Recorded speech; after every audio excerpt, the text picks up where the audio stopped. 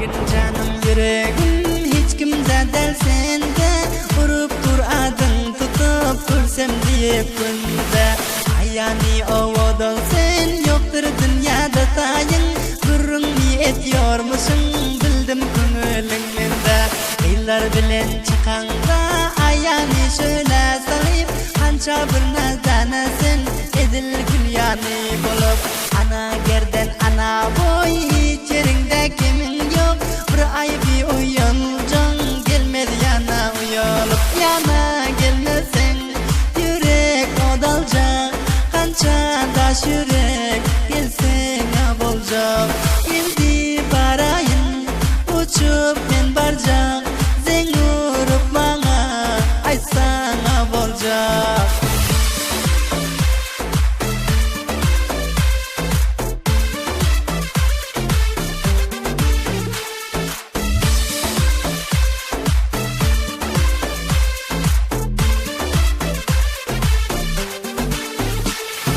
Bir bağda bir gül özün sende menin yüreğim Başka gidine deyin sensin menin gereğim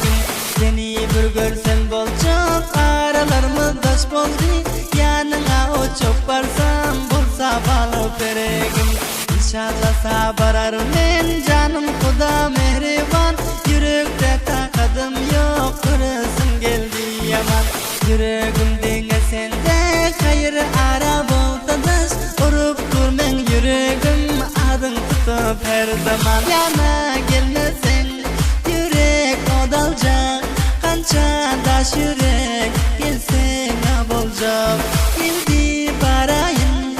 uçup men barcak Zen vurup bana aysana bolcak